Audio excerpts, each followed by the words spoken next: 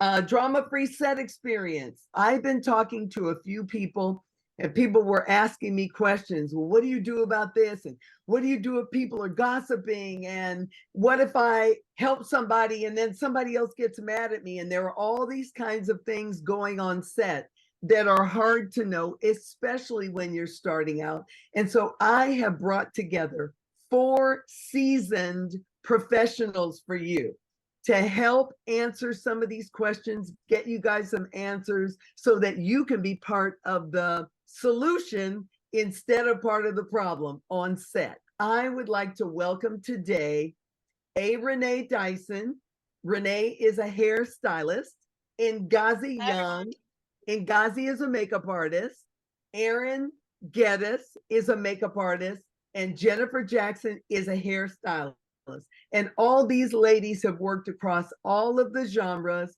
They do a lot of television, a lot of film. They also do some print.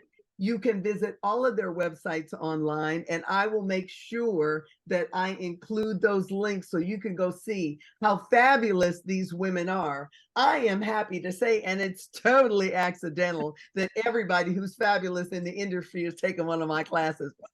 True. What did I say? So I would It's like so true. right? It's so true. So I would just like to start with some short introductions. And I'm just going to start at the top and go Renee, Ngozi, Erin, and Jennifer. Renee, tell everyone who you are, what you do, and what you love about what you do. Hello, everyone. My name is Renea Dyson. I can't quite look at the camera. I'm driving. I am a hairstylist for TV and film. I've been doing this I've been in the business, in the TV business for 7 years now. And I was a former salon owner. What I love the most about TV and film, I just fell in love with it. I wasn't sure when I started because I didn't know, it was the unknown. But I love the most about creating characters, being able to take them from the script to the screen is like my favorite thing to do, to watch the end result. So once hair and makeup and costumes come together and you see the character, you're like, aha, everyone got it. That's my favorite part. That's what I love, the creating part. That is very sexy. Thank you so much. Ngozi, you're up. I am fun. My name is Ngozi Olandu-Young. I'm a makeup artist for film and TV, PYP grad as well. I met Crystal probably 13, 14 years. It's been a long time. Let's see, what's the most, I would say, like Renee said, I love to build characters and just to show like different layers of people, just some of the flaws, some of the great things. It's not just about building people up to make them look pretty. I do love to, show it could be a character that's struggling one day and they don't quite look like themselves. Then they're dressing up to do something just to see the human process. I love that. That is one thing I love about being in film and TV and doing what I do. I love it. Thank you very much, Ngozi. Erin, please share. Hey guys, my name is Erin Geddis. I'm a professional makeup artist, licensed cosmetologist, and esthetician in the tri-state area of Philly, New York, New Jersey. I work in multiple mediums, makeup from bridal to editorial to fashion, film, and education. I really am excited to be here. I told Crystal I just walked past the cafe that I sat and just ate through the book. And this is, the topic of Serenity on set is something I feel very passionate about because it's not just about creating a safe space, but also a sacred space to set the tone for everyone who's involved. And that's my favorite part of doing what I do because I'm such a people person. I'm such an empath. I just love being around people and I love being part of that team and being, usually the first and the last on set and making sure to set that tone for everyone. Very nice. Thank you very much. Jennifer Jackson. Hi, everybody. I'm Jennifer Jackson. I'm a hair and makeup artist based in Chicago. Hair and makeup is a second career for me. I worked about 15 years as an electrical engineer and decided to leave my engineering career to follow my passion. And it began with hair and it eventually evolved into both hair and makeup. And what I love most about the industry is the versatility that we have. If you are talented in more than one area, you can do just about anything in this industry. And I like the fact that if you want to stay in one genre and only work in one area like TV and film or advertising or, commercial bridal, you can, but our skill sets are needed across the board. And so that opens up so much other opportunity. So that's one of the things that I love about it. I never get bored. Every project that I work on is different and I love the variety of that. Oh, that is wonderful. That's wonderful. Well, we're going to get right into it. And I want to start with a question for each of you. Hold on, I'm over here touching buttons and things are going crazy. I want to start with a question. What's the most memorable or amusing experience you've had on set that made everything feel light and drama-free? I recently worked on a film over the summer. It is a Christmas movie. And it was a production that was 10 days long that should have been like at least triple that time, but and everybody came together through Facebook groups, the Facebook groups that you join to network, and nobody knew each other. So day one, we got on set and it was in this huge, beautiful house, and we're just blasting Christmas music, decorating for Christmas in the middle of July. And it was just so much fun. And it was such an icebreaker. It was just a great way for everybody to like come together and just sing, and it's a lot of fun. Oh, I love that. I love that. Anybody else have a great story they'd like to share? I have one that to me it was funny, and it's kind of me and my personality and putting my foot in my mouth. And I was green, I was new, and we were in background, and I was given instructions to give to like a set of barbers, and this man just kept coming up and changing what I was doing, but I didn't know who he was. So every time he came, I gave him a funny look like, who is he and why is he changing everything that I do? So then I didn't know he heard me when he walked up. I was like, who is this? And it seemed like in slow motion, he had like a jacket on. It looked like a cape. Because when he turned around, it was like a Batman cape. He was like, I am the designer. And it wasn't funny at first. I was scared. I was like, I'm about to get fired. And he thought it was so funny, but I didn't know he thought it was funny. Sometimes he looked mean. And later on, he came to me and he thanked me for just being diligent and doing what I needed to do. But I was scared to death. But it was just funny. His cape, it was like a cartoon character or something. It was just like, I'm the designer. And I was like, oh, okay. Yeah. So we laugh about that to this day. That put my foot in my mouth, not knowing. Oh, that's great. Anybody else? I have one. Well, it's kind of a combination, but it's a situation that we don't often see in our industry. And for me, I got a really good feel good moment a few times when I worked with a crew that is primarily consisting of brown people. And I say that because a lot of times the projects that we work on, we as hair and makeup, there's just few people of color oftentimes in a lot of the projects that we work on. And for me, I had some really feel good moments when I've worked on some commercial sets. I've had some where the actual producer has requested that. And I just thought it was great to be able to pull more people of color in. And it's almost like I just saw a post on Facebook recently where a few times where there's an all Black flight crew on an airplane. And it's celebrated because you don't often see a Black pilot, Black, airline steward. It's the whole crew of color. So the few times that I've worked on projects, I feel like that's kind of like my little mini Wakanda moment. So I embrace that and I love that and I would love to see more of that. Oh, that's wonderful. Thank you, Jen. Anything, Ngozi? Yes, I was so many things that come to mind about things on set that bring, just some joy and peace to set, especially when you have like heavy content. One thing that I remember, I know Renee may remember this too on The Color Purple.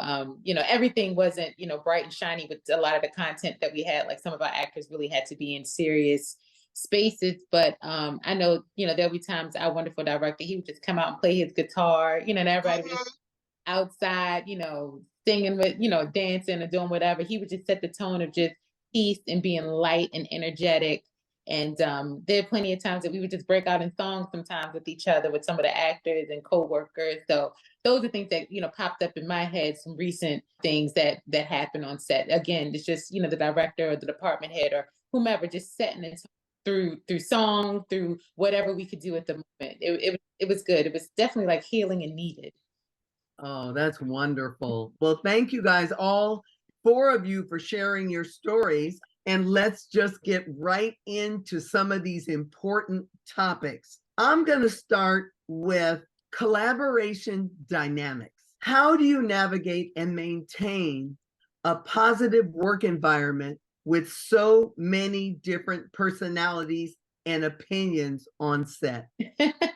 I try to navigate it first with filling myself up. I know I refer back to your Crystal Wright 30 days at 100% all the time, because I know if I don't get enough sleep, if I didn't exercise or whatever, if I'm not in my 100%, I'm not able to give and set the tone for others. So I think that is definitely important. But I will say ways that I try to do that, just literally being relentlessly positive. I mean, people might look at you like you're crazy, and they can be like, well, this is going on and the AD did this or the actress did this, and you're like, okay, well, let's, you just try to redirect and do it in a positive way. But again, it starts with me. I know if I'm not right, I ain't got nothing to give. I don't have nothing to give if I'm not right. So that's one thing that I really try to focus on. I do start with myself.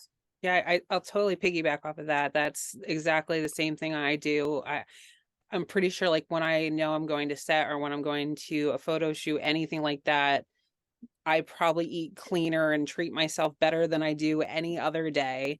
And then when I get to set, when I'm setting up my, my station, I do like a little bit of a ritual where I smudge my station and I, use my makeup brushes as kind of like my magic wand, so that I'm setting my intentions, I'm setting my powers, I'm setting my energy. Especially, like I said, as an empath, you feel everything, and everybody comes to the makeup artist with all of, we're the therapists, we're the on-set therapists.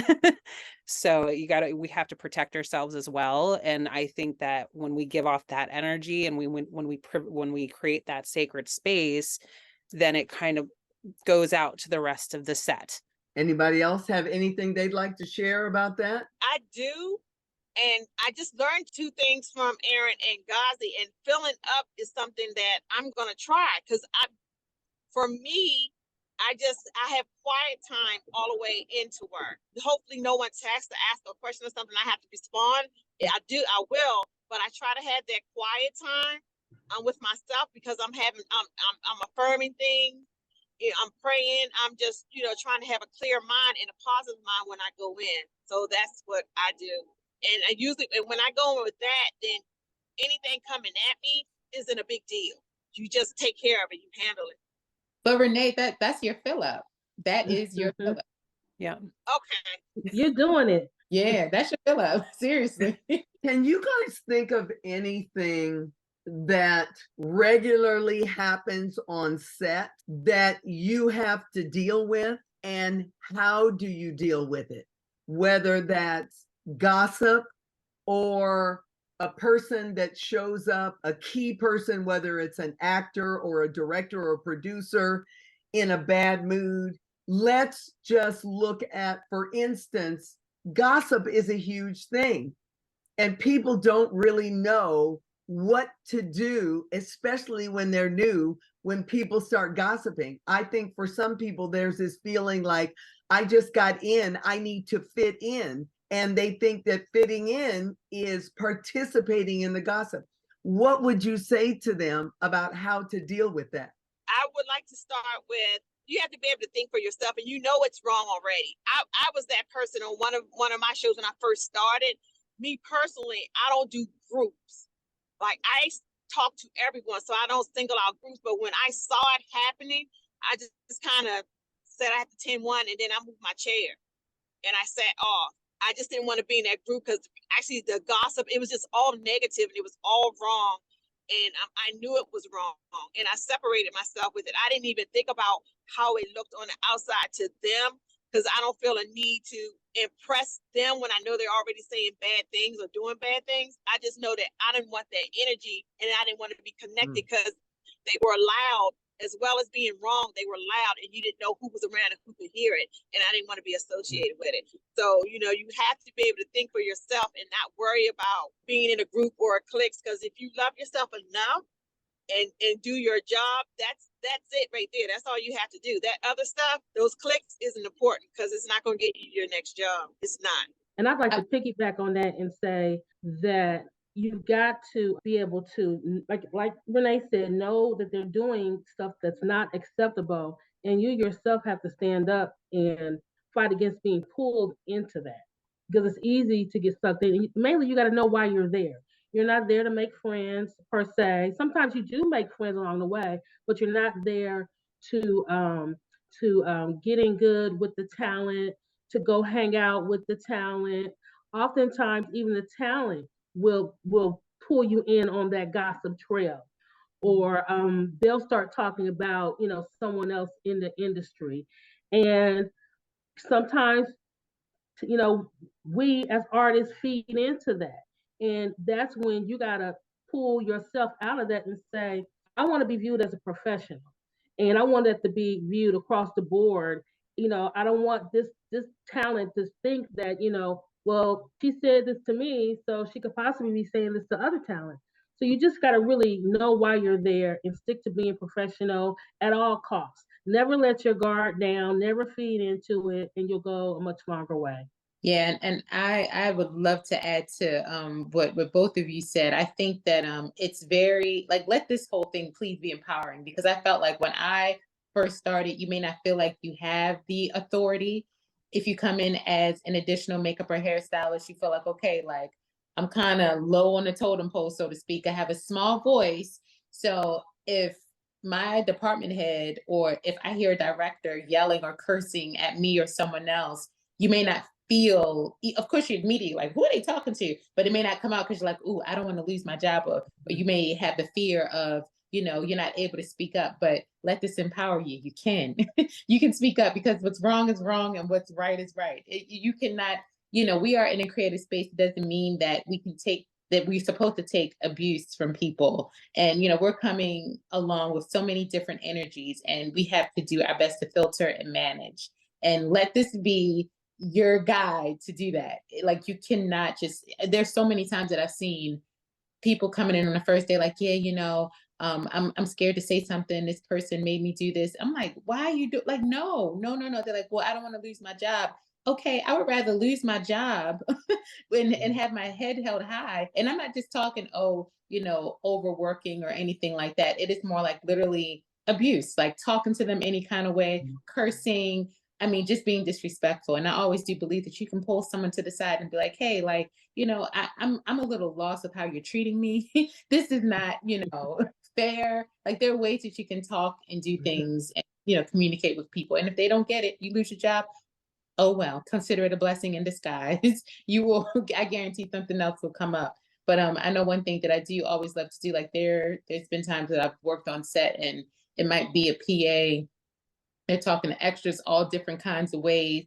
And I literally have to fight. I'm like, okay, I'm not the type of person to put myself in other people's business. I'm a quiet person. I don't like drama. I'm peaceful, I'm easy. But I'm like, no, the more and more I'm in this business, the more and more I'm an advocate for treating people who may not feel like they have a voice, to treating them correctly. So I see a PA talking, even the extras wrong, like, hey, y'all need to do that. I'm like, no, wait a minute. Can I talk to you for a minute? I just pulled them to the side. I'm not yelling at them. Well, some of them I have yelled at before, like, you can't talk to people like that. Like, that's just wrong, because sometimes these people are so focused. They have so much pressure on them from ADs and, other people are on their back. They're trying to make their days into whatever. They forget how to talk, that they were humans. You cannot talk to people like that, like they're a herd of cows or something. So I just think sometimes people just so get caught up in the creative part that they forget, hey, let's have some empathy with people. You know what I mean? Like, we're doing a heavy scene, or you don't know what someone's going through. Like, I just think that's something we always need to keep in mind. So just wanted to say that piece. Sorry. Let me just say this, Erin, and then, my tactic has always been, when I'm teaching you guys, to let you know, people do not have the right to walk all over you. you don't have to yell, scream, and throw things, but you do have to let people know how you want to be treated. And my suggestion is always exactly what Ngozi said, to pull somebody aside and say, can I talk to you for a moment?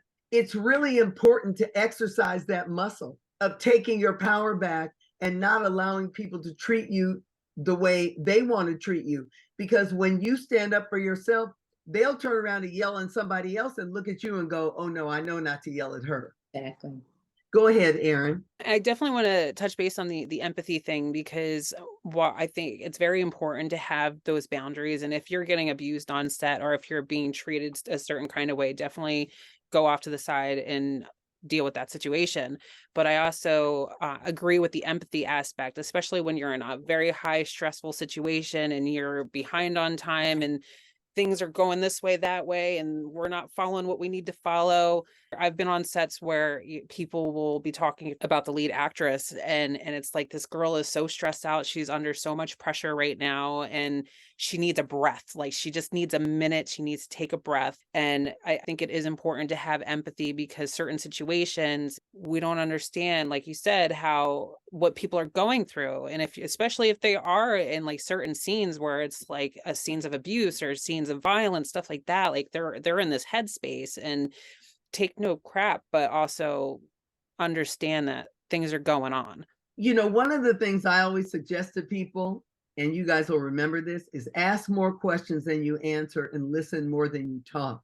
Yep. And sometimes one of the ways to demonstrate that empathy when somebody is going off the deep end, instead of either going there with them or cowering, is to go to them and say, are you okay? 100%. Are you okay? And sometimes that is enough to make them see that their behavior is not acceptable. Mm-hmm. But if you take it on for just a moment, sometimes you can diffuse whatever is going on. Sometimes you can see it on their face. They kind of snap out of it. And they're like, oh my God, I am so sorry. Sometimes they just need that little jarring to, get them to snap out of it. I was going to say, can I add a couple of things outside of kind of the direction we're going, but it still falls under collaborative dynamics and working with different personalities and working with multiple people. Maybe, you may be working with wardrobe, hair, nails, all these different people sometimes in a very tight confine, in a very tight space. And we got to remember to know how to stay in your lane. If you're the hairstylist, stick with hair. Don't try to start messing with makeup and what makeup is doing. Don't start changing things with the wardrobe, and respect each other's space. Because sometimes our space overlaps. Sometimes we have to share a space. Sometimes we have to work in tandem, where someone is doing the makeup and someone is doing the hair and someone is doing the nails all at the same time.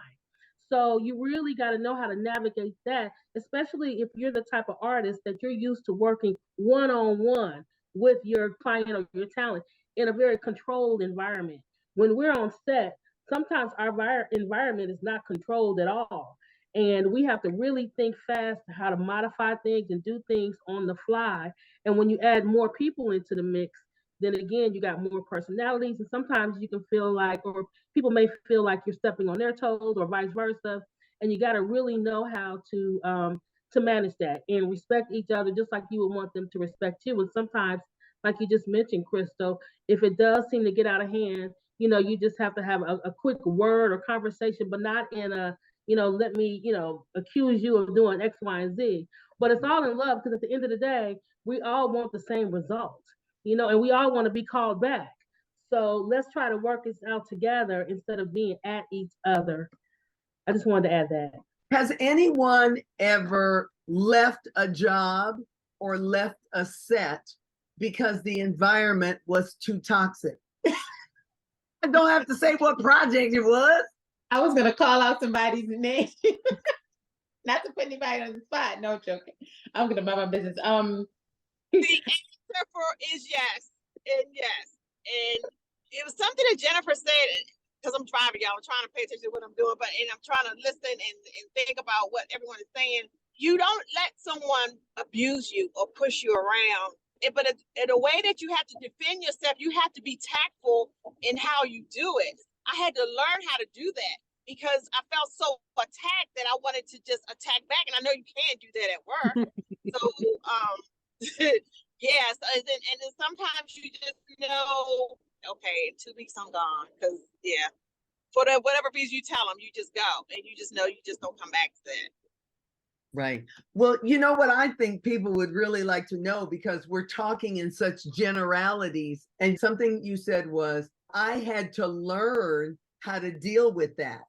And I had to learn what to say. And what I would like to share with our artists is, this is what happened and this is how I dealt with it. Because that's what people need to know. Okay, well, this is happening to me right now. How do I deal with it? I have two really good examples, one from film and one from editorial. Film, I left before we even started filming. And I'll say this, it takes a lot for me to leave because I know that it's very easy to burn bridges in this industry that we're in, and word spreads so fast. And, we all know each other in some way. We all are in the same, crowds. Like, it's very easy to burn bridges. So it takes a lot for me because I'm able to deal with a lot, I guess I would say. And this film, it was pretty much, it was like an indie film, and it was something where the director had just kind of stupid money to spend and just was kind of all over the place and had insane requests, one of which was to paint an 8-month-old baby red. And I tried to work with him to say, okay, we can't do that, but this is what we can do. I always, like, whenever he had these crazy requests, I would come to him with solutions. He had gone through, there were 4 other makeup artists who were on this project with me, and it was going to be like a lot of prosthetics, a lot of body painting, a lot of like fight work, things like that. And I tried really hard to just find different ways to communicate, because, everybody has different ways to communicate, different ways to listen, different ways to talk. And it wasn't happening. And then it got to the point where he was starting to be disrespectful to me and disrespectful to my time. We would plan days where we would do like makeup test days, and I would take days off of work to go and do these tests, and he would completely ghost me. And that happened 3 times before I'm like, you know what, I can't do this anymore. And I just kind of respectfully backed out. And then a few months later, he plastered my information all over TikTok, like my name, my address, my phone number, and the other 4 makeup artists, and just completely bashed us. One of them took legal actions to get everything taken down. And we try so hard to be accommodating, and because we're so creative, we could all come up with different ways to solve problems. And we can't do this, but we can do this, that, and the other thing. We can't do it this way, but we can do it this way. But at some point, when you're being disrespected, when your time's being disrespected, when your money's being disrespected, you have to walk away. And my kind of theory is that, yes, it's easy to burn bridges in this industry, but it's the smart ones who know that you are a very respectful person in this industry. You are trustworthy, you're safe. And it's the kind of crazy ones who listen to the other crazy ones who are like, don't work with this person. Okay. Thank you, Erin. Renee, you were going to say something? I had a situation where the department head was really, really nice. She was nice, but she wasn't a great leader. So I had another stylist in another trailer because it was COVID time, and she was really rude to me. And at first, I actually thought it was a racial thing. I wasn't sure what it was, and I was like, "What is this girl's problem?" Like, she would just say mean stuff to me all the time, and I just kept saying, "Is this a test?" She started lying on me, and so she came and she told my department head that I had got into it with a person. And when my department asked me, I was like, "I don't even know who you're talking about." And I said, I think it's time for me to go, because if she can make up a lie like that and you believe it, I don't know what else she's going to do. And I'm just getting started. I don't need anyone to be tarnishing my reputation telling a story. But I had came to that department head several times about that same woman doing those things to me. She just kept making excuses for her. And I said, told her, "You're not going to be able to keep anyone here." So I had to go, because she was going to ruin my career before it got started with lies. And I think that that's one of the things that comes up for people. We were having a discussion yesterday in a Win Now session. I think that behavior comes from insecurity. The behavior of that person who's making up those stories is insecure and potentially may see you as a threat. But the question is, how do you recognize it? And then what do you do about it? Is there any other solution besides leaving set? Or is the hierarchy on set such that if you were to take it to the next level, it wouldn't work out for you? In that situation, in my opinion, the hierarchy was not strong enough to handle, because that person had been there the longest, and they all knew that that was her personality, and I just couldn't understand how that one person was able to get away with that. And you're exactly right, because when I left the show, I found out later that her actor kept asking her to do her hair the way I was doing another actor. I had no clue, but had she knew who I was, we could have been in a private room and I would have showed her exactly what to do, and no one would have never known. But she was so afraid that that actor was going to ask me to be her stylist. I had no clue none of this is going on. And that's exactly what that was. It was her insecurity. One thing I would say, a way that I, try to deal with it, especially when I'm working with people who I haven't worked with before, is immediately, as soon as you get, like, energy does not lie. As soon as you get an inkling of someone who is, some kind of way, or just saying something, I just say you all have to correct it, or get in front of the ball, or kind of be like, aha, I see you, immediately. No matter how small it is. It could be something like, oh, I didn't know you took lunch at 1:00 and you're back at this time, and blah, blah, like you're trying to insinuate that I'm late. Immediately say, so what are you trying to say? Are you asking me if I, like, catch it immediately? It may sound small, but only because in this industry, we're with creative people. That's how we color, that's how we create. It's so many different things. So it's just like, I feel like once you just immediately get in front of it, like I said, just an inkling of anything.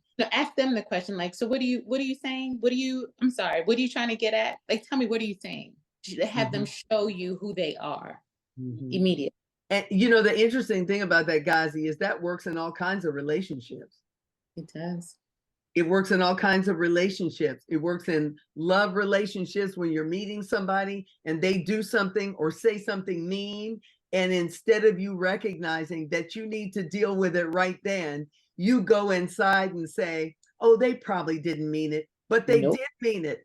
And the fact that you don't call them on it, and like we said, it doesn't mean you have to yell, scream, or throw things. I always say, smile and say, what did you mean by that? Because you have to let them know that you see them and you have recognized the tactic and you're going to deal with it right now, so they can choose to go mess with somebody else, but you're not the one. Exactly. And that takes me back to the mistake that I said I made when I first started in this business. I would just suck everything up. I wouldn't say anything. I just let it try to roll off. And then I'd be angry as I don't know what and blowing up, mad at myself, really, but taking it out on that person. But I'm like, I am now a victim. I could have got in front of it if I would have said something early on. And I think it's important to, because I'm sure there's people who are watching who are like, well, I don't know how to read energy, kind of stuff like that. I think it's important to explain that when we're talking about reading energy, it's easy for some people, but if something happens and you feel like dirty, or like that's not comfortable, like if you feel it in your body, like ick, that's bad energy. So for anybody out there who's like, what are you talking about reading energy? Because not everybody does. So it's just like, if something happens and you just feel an ick, that's negative energy. And that's what you want to feel for. Yeah. And it could be even something as light as you're asking yourself, well, why is she asking me these questions? Like, don't ask them. Why are you asking? What are you thinking? I think that's another way for you to take your power back. And I think if you work with lots of different people and you get along with lots of different people and you meet this one person and all of a sudden you can't get along with them, instead of going inside to it must be me, turn it outside and start asking the questions. I always think about kids in high school. I think about bullies, because that person has been that way for a long time. And somebody who comes up to you, like when I was a kid and didn't know what to do, and they would flick my hair and they'd say something nasty about my hair. And I didn't know at the time that all I needed to really say is, why is my hair upsetting you so much? You don't know how to do that as a kid, but as an adult, and that's why I wanted to do this forum, to help those of you who are out there dealing with these kinds of situations to know there are a few things that you can do that can put a stop to the bad behavior, give you an out, or put the other person on notice that they may want to treat everybody else like that, but not you. Boundaries are important, and the only people who don't like boundaries are the ones who need them the most. That's a good one. One thing I did want to mention is that, and it was what Jennifer was talking about, stay in your lane. Aina Lee, who's a makeup artist in the union, said, if your makeup and the talent asks your opinion on the wardrobe they put her in, do not answer. Stick with what you're responsible for. It's the stakeholders' opinion that matters above all. I think that is amazing. That is great advice. And at the same time, kind of what Jennifer was saying about managing things. But if you see something, let's say something's going on with the wardrobe, and still, even this is even a sticky situation with sometimes it could be, a little tear or whatever, you can softly pull the wardrobe person aside and just be like, hey, I think I saw a little tear, or I think, whatever. Not like, oh, I think that belt doesn't look good. Not that. Yeah. But if something's really wrong, please, again, speak up, but you can pull them to the side, but not in front of the actor or actress, so that they won't feel self-conscious about, what they have on. Yeah, because I Right. feel like there's a difference between being like a team player and then stepping on toes, because you could be a team player, especially makeup artists. It's very much hurry up and wait. Personally, for me, if I'm on set and like somebody needs help with something, I'll step in and help, but I won't step on toes. If something, like you said, if there's a rip or if something's on camera, I'll pull somebody aside. I won't like do their job in front of the whole set. But I am personally am a fan of like being a team player. If I'm sitting around and I'm not doing anything and you need help with something, I can tape stuff. I can, help what needs help with. But that's kind of my thing, is knowing multiple things about set and how to do things on set. So if you need me, use me, because I'd rather do that and help make sure the project works well together than just sit on my butt and wait for touch-ups or whatnot. Yeah. And that is great to do. Is just that gets a little tricky with union jobs, because you're now crossing the union lines. So again, you like for instance, for hair and makeup, like if we have a big bloody scene, I've done plenty of things like on The Wire where the hair people will be there holding blood for us or giving us, wipes or alcohol. Like that's like great. But even with wardrobe, it's like, yes, we get in, but we're not like, buttoning up folks, doing things like that. Although I know how to sew, I'm a makeup artist. I'm not sewing up things because I'm going across union lines if I do that. Yeah, and I will state I am not union. So what I'm saying is coming from non-union. So For hair, it's always a sticky situation with costumes and hair with the hats. Because some shows they'll say, hair people ought to put the hats on, and some shows they're, so it's always, I think, just go to the supervisors when it comes to that and try to get, a good understanding of that from the beginning, because it gets sticky when it comes to those type of things. Like you don't know whether you should take the hat off because you got to fix something, or wait for a costume person to come to take the hat off so you can fix something. Again, just, go to the department heads, get the proper, what they want. So that way we can be a collaboration. If they're not there and there's other people's on the team working, you'll know what to do. So you're not crossing those lines. Very good. How about this? How do you effectively communicate with the production team to ensure everybody's on the same page and minimize misunderstandings? Is that something that happens in meetings? Is that something that happens when you reach out to somebody? How does that work? Because I think a lot of people aren't sure how they should reach out, or even what they can say in a production meeting? I think in this business, we are in the business of overly communicating. We say the same thing 50,000 times, 10,000 ways through production meetings, I just think this constant communication, I know it sounds so easy, but I mean, that is like, for instance, if we bring up something with a certain order during a production meeting, like, okay, this is how we're gonna do the day, or this is how we're going to make this character, and this is the time, and then this is the look, and then this is going to happen after that. That same information comes back to us with an AD, and then a PA, and then someone else who's running background, and then like it is overly communicated like so many times in what we do to make sure everybody's on the same page. So I guess what I'm trying to ask is that, like, if it's an issue about protocol or logistics, is that what you're saying? Like a Yeah, question? I mean, especially protocol, because Mhm. I think you all know, it's like Erin was saying, if you're on a print set, it's just not a big deal. But as soon as you move beyond still media Mhm. to TV and film production, whether it's union or non-union, a lot of times it becomes a thing. I'd like to add something. One important thing is to know who to take creative direction from. And that can get very confusing or sketchy sometimes because there could be multiple people telling you multiple things, and you want to make sure that you're taking the direction from the right person, because you don't want to get in a situation where you've gone in the wrong direction. Then you've got to undo what you did and face the scrutiny of, you didn't do what I asked you to do. And you're like, well, I didn't even know I needed to listen to you. So if Yeah. there's any confusion, make sure you clarify it. Don't wait for them to come. If you are not sure, make sure that you clarify that on the front end. I think that's really, really important. And it's never the talent that's in your chair. Never take creative direction from them, because it's not about them and what they want. No matter how much they want what they want, it's never about them. So you want to be careful, especially if you're new, to make sure that you know who to take that direction from.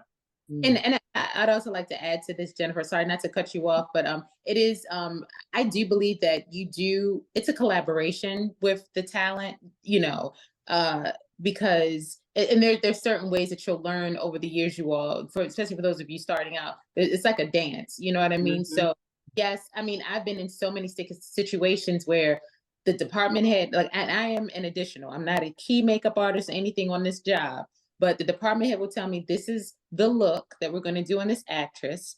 And then the actress gets in my chair. They have a whole nother vision of what they want to look like.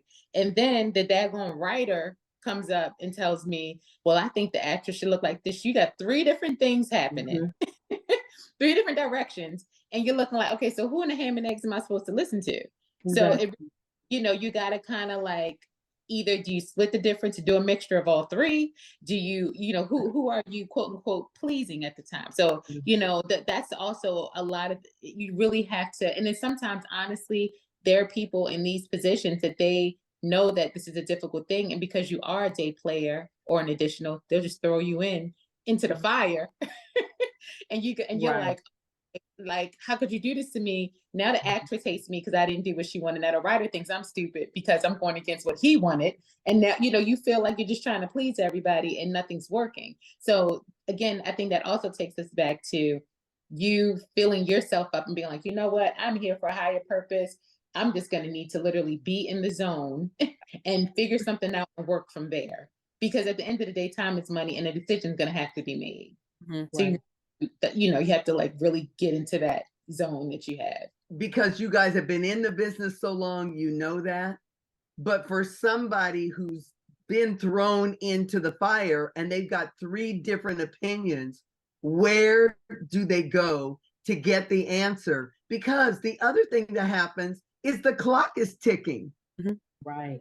And if you do it wrong, and the makeup wrong or the hair wrong, and now you have to take it all off, I always say, it's not just your overtime, it's the overtime of the other 67 people that are working on set. And it was caused because you may have listened to the wrong person. So what do? Yeah, my advice always to that is go to your department head. There you I go. always that they are, although Mhm. the director might be telling you whatever, the writer my department head is the person who I'm taking my direction from, because she's actually the person who was in the production meetings. I wasn't there if I'm an additional. Right. So I say go to the department head. And I I love work a lot of smaller, like indie films and on a lot of smaller sets. So something that I will say is if you are ahead or if you're in smaller sets like that, follow your call sheet. Your call sheet will tell you everything. I mean, the call sheets that I get have the temperature, like the time of day. It's got the address of the hospital on it. Like, follow your call sheet. And then with smaller, like indie films like that too, I make sure that you know, a lot of the productions that I'm with, they'll sit together at the end of the day and talk about, okay, this is where we're at, tomorrow's where we need to be. I make sure I'm in those meetings. Like if I can get into a meeting, if I could sit there and hear things with my ears so that I heard it firsthand, that's where I'm going to be. I don't care if it's 2, 3 in the morning, that's where I'm going to be. But then also like just follow your call sheet. It's going to tell you who to listen to, who's in charge. If you can't find that person, here's the next person. So that's my best advice for, if you're just starting out, is follow that call sheet and know your people before you start filming. I know with me, I've gotten lists of who's on set, who you're supposed to talk to, who you're going to communicate with. Know your people, do your homework, know who you're going to be on set with if that information is available to you. Just this last 3 weeks, I've been doing a deal memo challenge with the people in the Win Now Mentorship Program. And I created a document, questions to ask, before the deal memo, questions to ask. And that's kind of what we're talking about, because Erin, the thing I heard you say, and like you said, you're not working on the same kinds of productions Ngozi and Renee are working on. You're working on smaller, more independent productions, maybe television commercials and that kind of thing. Follow the call sheet is knowing what questions to ask, but also the thing I heard was ask to go to the meetings. You have not because you ask not. Ask if it's okay. Hey, I'd really like to come to the production meeting so I can get a handle on my department. I'd really like to go to the production meetings so I understand what you guys are looking for. I bring that up because it's giving permission to people who are about to be in that situation, giving them permission to ask those questions for those kinds of projects. Really important. And it also makes you stand out as well, because if if these people are seeing that you're interested, it also, I feel like it helps to make you stand out. Like, oh, look, this is them like actually taking an interest in what's going on. It's somebody that we can, trust and work with well, because they want to work with us. So I think it helps to let you stand out a little bit more too, taking that initiative. One thing you mentioned about doing your homework and asking the right questions on the front end, oftentimes when you're working on larger sets that have a department head, they will do a lot of the legwork for you. And so you'll get there, the mood board to be there. You'll already know what the inspiration is. You'll have pictures of the talent. You'll already know what to anticipate in terms of their complexion, their hair texture, their body build, and all that. But when you're working on smaller projects and you don't have that lead, that's when you have to take on the responsibility of asking for that information.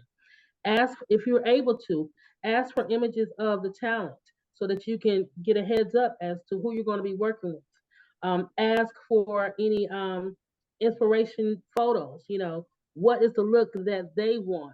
So you can kind of already know before you even get there, you can wrap your mind around it and mentally prepare and have your kit properly prepared for what you're going into versus waiting until you're there. When you're there and you're in the moment and time is of the essence and you want to ask all these questions, they are looking at you like, why don't you know this already? And really, they should have told you, but that doesn't matter in that moment. It's what you should have asked ahead of time.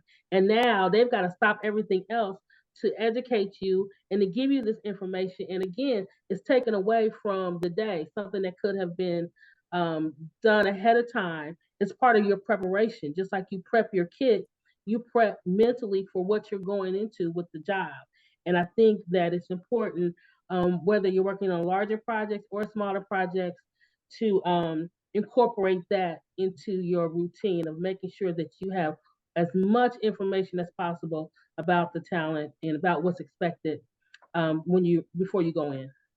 And I'm actually, to add on that, I'm really cheesy when it comes to that stuff because that stuff is really important to me. I learned along the way that that information is not necessarily given to you. So I created my own questionnaire that I send out to the actors and the actresses, down to like, what is their, what is their pronouns? Like if they have any allergies, if they have anything that they hate, if there's anything that they love, what kind of, just like stupid kind of questionnaires that I've, learned along the way that they're interested in you knowing, because you're working so close with them.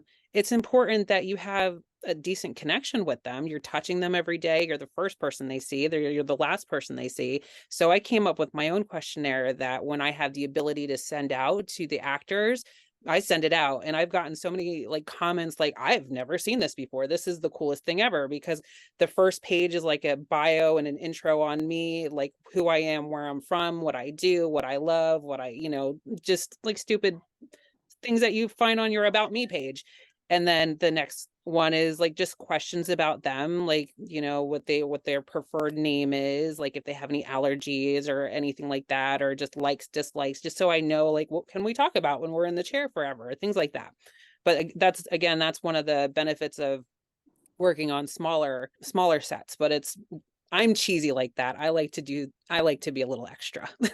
Very cool. I think those are great suggestions. Here's my next question. Is there something that you've learned on the way that has never failed you? Something that you've done along the way that you continue to do that never fails you and perhaps even sets you up to win on set? Oh, I have one. Always when they're like, how much longer do you need, or how much time do you need? Always give them more time than what you really need. If they're, like if you can really do someone's makeup and finish it in 20 minutes, I say 30. So I'm always done in underneath that, under 20. I won't use the entire 30.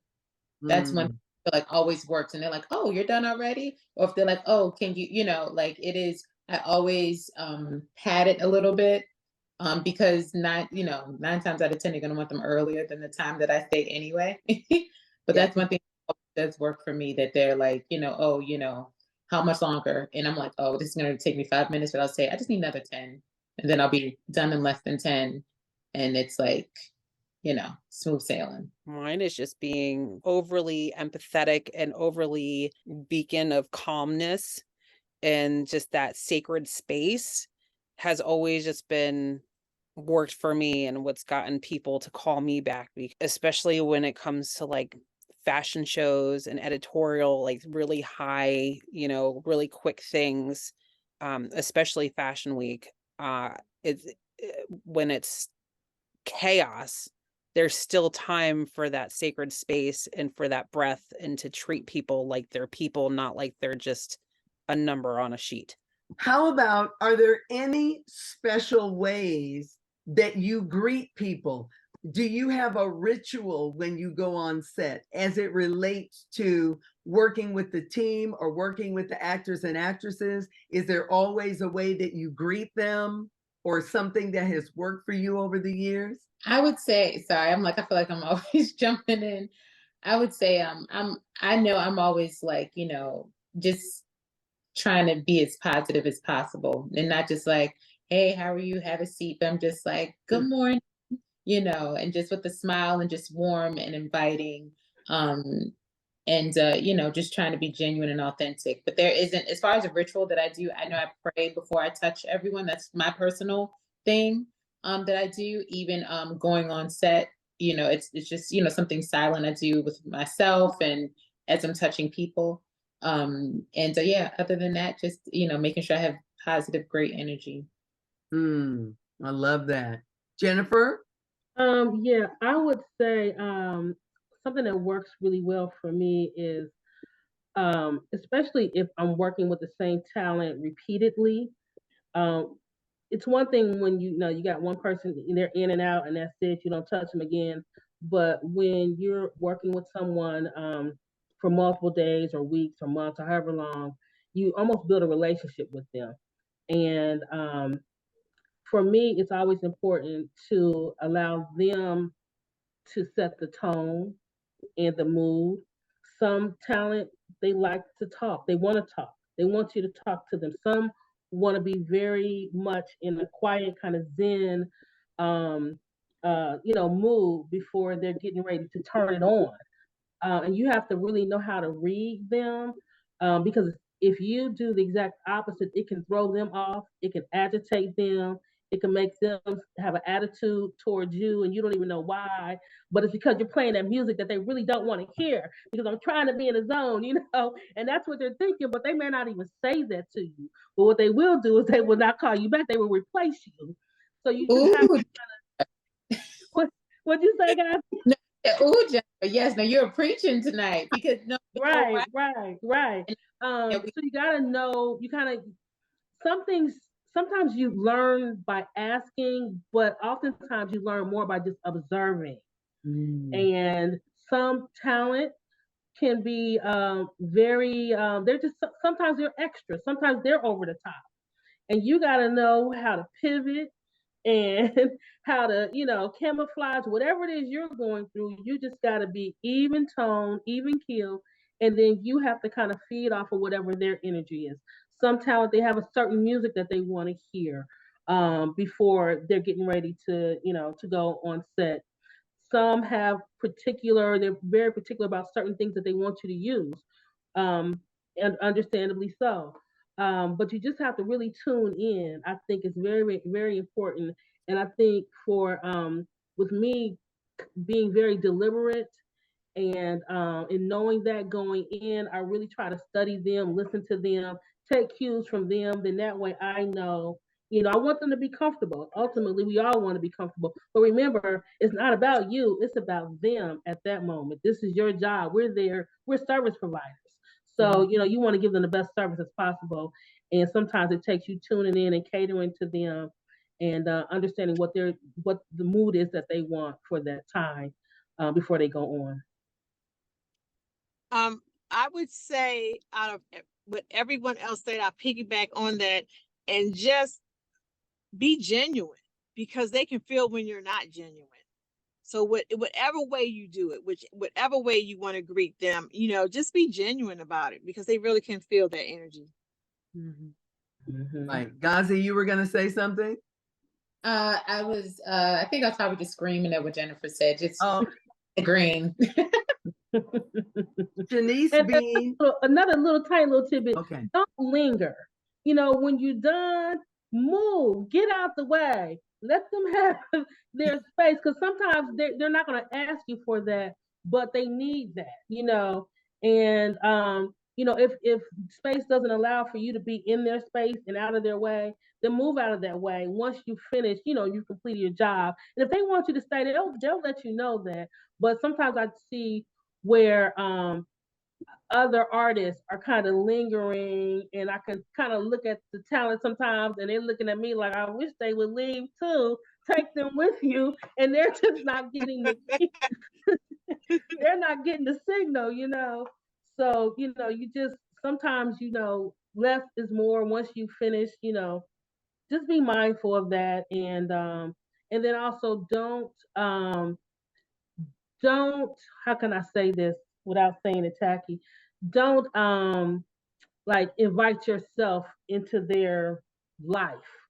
And I don't necessarily mean their personal life, but even on set and after, going out or whatever, still understand the dividing line between your relationship as a professional and that again, you're not hired to be their sidekick. And just, you just have to really understand those lines. And sometimes you just have to, bow out gracefully, even though you want to hang, you want to do all this and that. Just know your role because you don't want to be in a situation where it's frowned upon by someone else or even the talent after the fact. Right. Let me share one time when I was an agent in Los Angeles and we got a call from a publicist to do Jim Carrey. It was at the Four Seasons Hotel. I sent a makeup artist to do men's grooming. And there was a moment, like one of the moments Jennifer was talking about, when Danny DeVito happened to be in the hotel and he came up to the room, and during a small little break, Jim Carrey and Danny DeVito were sitting there talking, and my makeup artist is standing right here. Like, here's Danny, here's Jim Carrey, and she's standing right here. And she would not leave. She just stood there like she was part of the conversation and nobody was talking to her. And that was her last job. The publicist called me and said, what was wrong with her? Like, didn't she have enough sense to know that was an A and B conversation and she should see her way out of it until it was time for them to start shooting again? Perhaps the photographer was moving the lights around. They were going to use another location in the room. And she just stood there. And a lot of times people have a different sense of personal space. And she didn't know how to remove herself from that. And it cost her a great client. Don't linger and read the room is what I heard. Any other great tips for people who are working in the biz, whether it's print, video, film, or television, in terms of how you can get the most out of being on set and how you can get asked back? This is very general, but don't give them anything to talk about. And I mean, in the negative sense of things, you know. And most people, we know how to carry ourselves accordingly in all other aspects of our lives, and just put that same mentality into when you're going to work on set. Act accordingly. If it's something that you don't know, ask questions. If there's other artists in the industry, you know, just like we're having this forum now, I'm sure if anybody was interested and had more questions and they reached out to any of us, we'd be willing to answer any questions. But ask questions if you don't know how to act in certain scenarios, or if you come across scenarios after the fact and you say, "Oh, maybe I don't know if I did the right thing. Maybe I should ask." I just think the more informed you are, and the more you work the more you work through different scenarios and situations, the more you learn, of course. But just Right. Use common sense most of the time. The typical things like timeliness, be on time, organization, sanitation. As long as all those things are up to par and you're doing your job, then you really shouldn't have any drama.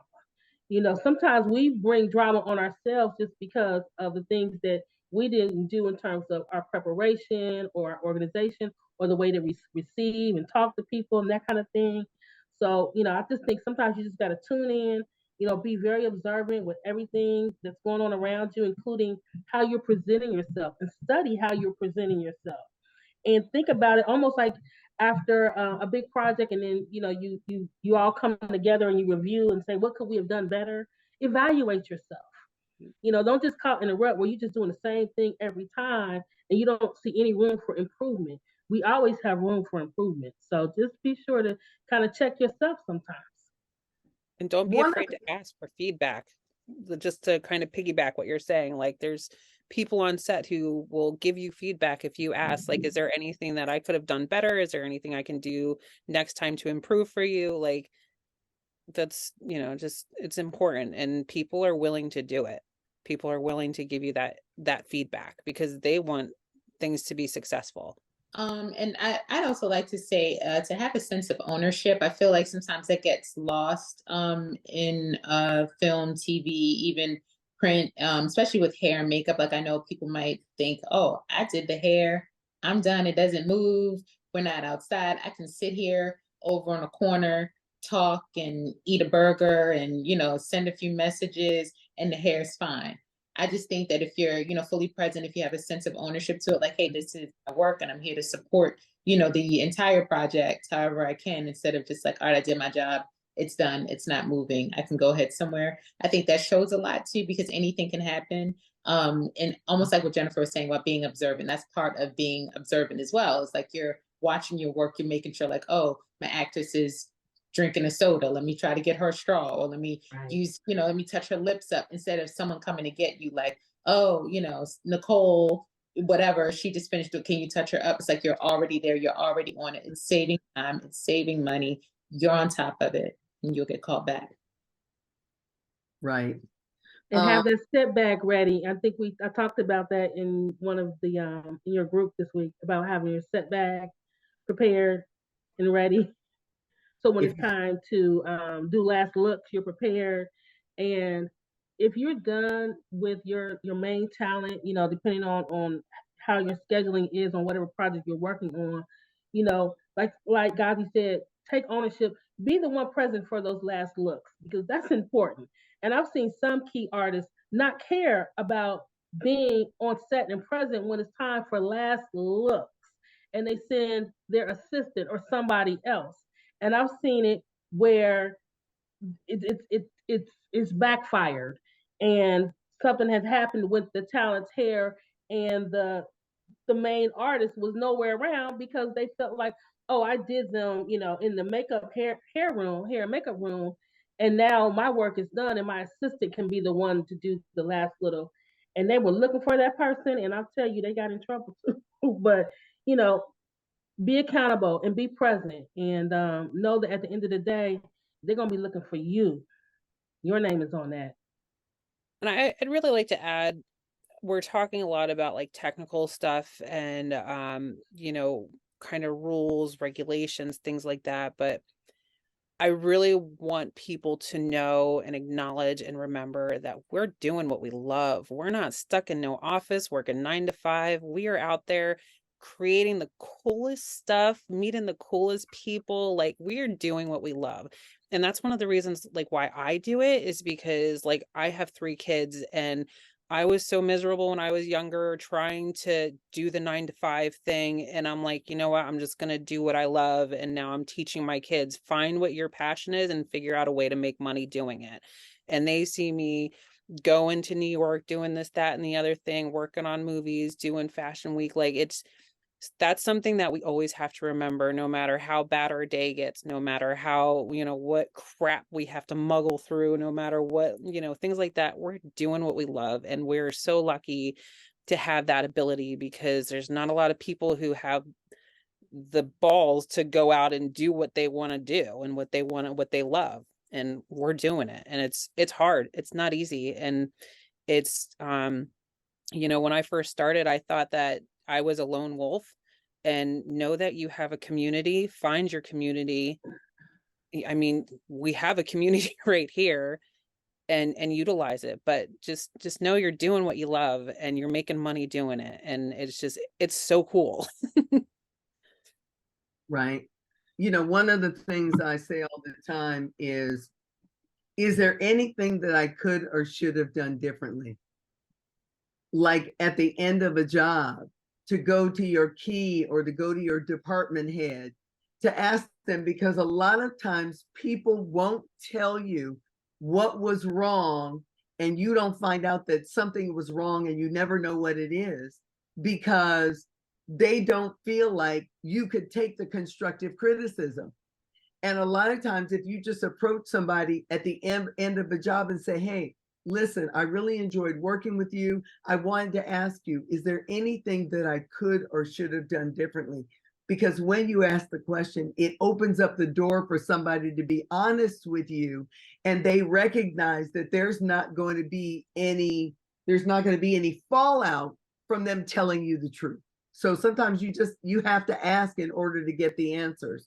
In regards to something, I think it was maybe Gazi or Jennifer said, Cassandra Ward said, pay attention to detail, stay quiet, and perform your job at your best level. Your set colleagues that are watching you are the ones who will name drop you into rooms you don't have access to. I agree. Yep. 100%. Beautifully said. Beautifully said. Somebody is always watching. Yep. And that word of mouth is powerful. Very powerful.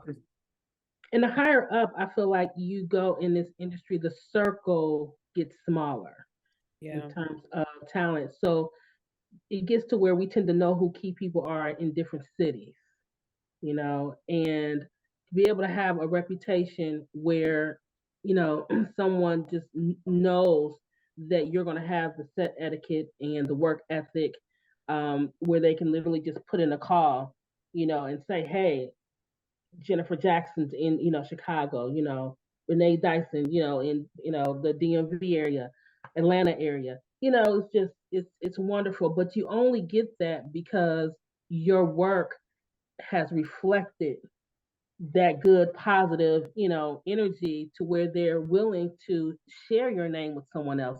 Because if they didn't know, they wouldn't recommend you, because nobody wants to put their name on somebody, if they're not sure that they're going to really be able to perform at a professional level. One of the things that Victoria Calloway said, and this was regarding hearing those conversations that you don't really want to be a part of, she says, play the game as Switzerland. After listening to a few words, if the conversation is something that you don't want to be involved in, walk away. Go check on someone on set. Go grab a water for the talent or the crew, or find something to keep you busy that takes you out of that space that you don't want to be in or be associated with. Remember that things said on set may be repeated and possibly twisted. It's much better not to get involved in the drama and toxic conversations. Well, The less you know, the better. yeah. Right? The less you Don't know, the ask better. me, 'cause I don't know. Right. Do you guys have any final words? Any final words? Any advice that you would like to share? Anything that you can impart for our audience that will help them tomorrow to go out and be a better artist on set, position themselves to get opportunities? What would you say? I would say that you are not alone. That there are communities. I mean, just like what Crystal has, of course, where you can connect with her and other artists. Just please reach out. I find that a lot of artists tend to suffer by themselves or feel like, oh, this is happening to me. It's the first time something like we've all gone through things, and there's nothing wrong with taking advice or wisdom from fellow creatives or from Crystal, who's been in the game forever. Just really try to use your network. Thank you. Renee? I concur with Ghazi, and having a circle of creatives, because sometimes you can talk to your family, or you can have a best friend or something that's not in the business, and sometimes they just don't quite understand when you're trying to explain something. They do the best that they can. So having someone again in your circle that's a creative. Another piece of advice I would like to give is to, if you love it, and if you really love it, you show up and just do your job. You can have fun, but always remember that it's still a business. It's your business, and even though whether you're union or not, and you're on a team, you are your own business. So you have to represent for you as a business for them, to call. Your name is the business. So always remember that you're representing yourself and the person, that your team leader, or the person that brought you on, or even that referred you to that job. Always remember, if they refer you to that job, you show up, and you show out. You do what you're supposed to do, and you go above and beyond and be respectful, because that person that sent you to that job put their name on the line for you. So when you go, you represent them, and you represent them well. Very nice. Erin? Ooh, final thoughts. My biggest thing is there's enough room at the table for everybody. And that's why I feel like a lot of people start off as lone wolves and thinks that it has to be that way. And just to piggyback off, everybody, be in your community. And it is very true that you may have friends and family who know what you're doing, but they won't know what you're doing as much as your community does. So be in your community. You are not alone, and there's room at the table for everybody. And especially this community, we love to share, we love to educate, and if you need anything, reach out. We will happily talk, share, cry, whatever you need. Wonderful. Jennifer? My last words would be to continue to educate yourself, study your craft, Study industry trends because they're constantly changing. Not only the new trends, but also study past trends because oftentimes we have to go back in time and we have to recreate scenes, from, as little of a time as yesterday to 100, 200, 500 years back. So really study that, continue to educate yourself, and don't give up. Um, somebody, I can't remember who just said, I think Erin said, there's a lot out here, there's a lot of work out here, and there's a lot of talent that's needed. But don't give up. If you hear a no, you may hear 10 no's before you hear that one yes, but just don't give up. But if you continue to educate yourself and polish and surround yourself with the right people, you'll be able to get a leg in that door, and you just keep building upon it. But if this is something that you love to do, it's worth it, I think, in the end, to keep fighting for it. Yay. Yay, yay, yay. The last thing I want to say, because I preach this all the time, I buy books on it all the time, on asking. And what I heard a lot of people say is, remember that you have a community out here and that there are people that you can ask. And the thing is, if you're sitting out there in the audience right now at an event like this, you've just had 4 people say to you, yeah, just ask. Does that mean that they're going to have time for a phone conversation? Maybe not, but you can DM them on social media. You can send them a message through Messenger on Facebook. You can say, hey, I saw you on Crystal's Live, and I was just wondering if it was okay if I asked you a question, or there's something I'm struggling with. And the other thing is, people don't ask because they think they're bothering somebody. They have all this doubt, but the truth is, asking makes you smarter. Earlier on, I think it was Jennifer that was saying, the last thing you want to do is not ask enough questions and show up unprepared.